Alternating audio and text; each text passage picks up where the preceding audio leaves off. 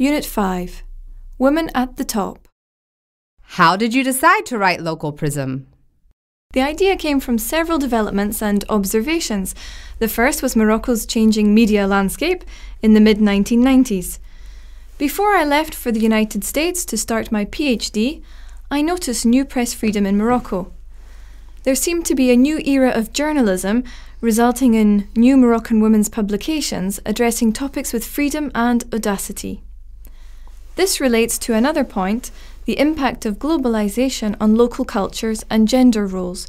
In the mid to late 1990s, globalization was a buzzword. There was and still is a fear of losing local traditions to global influence. Whom does your book target? It's for people interested in the gender and cultural dimensions of globalization.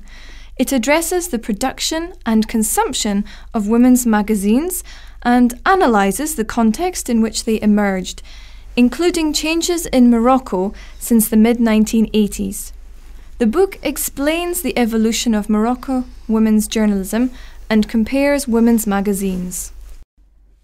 Moroccan women's magazines are criticized for being elitist and focusing on urban issues.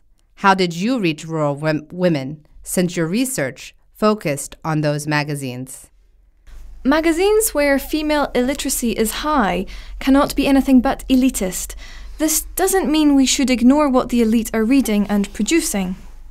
Magazine use in Morocco is interesting. While illiteracy prevents many women from reading the magazines, they still look at the images.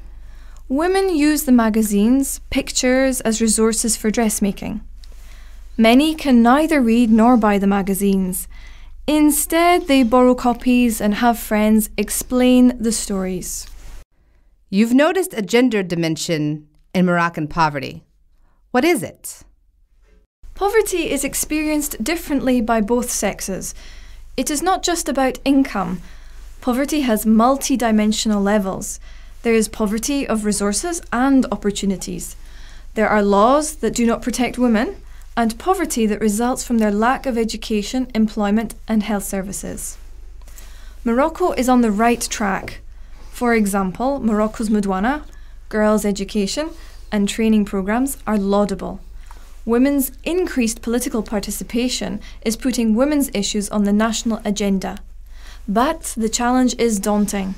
The situation of rural women is still precarious because of marginalization. Why don't you tell us about your American journey now? I came to the United States after 15 years of teaching in Morocco. I wanted to gain skills to take back to Morocco. I did my PhD at Pennsylvania State University, where I met my husband. I then returned to teaching in Morocco because my Fulbright scholarship required I serve my country for 2 years. In 2003, I joined my husband in Washington and started teaching at the American University School of International Service. I now have 2-year-old twin boys, Adam and Zachary. I spend my days balancing my personal and my professional life. Thank you so much, Mrs. Scally.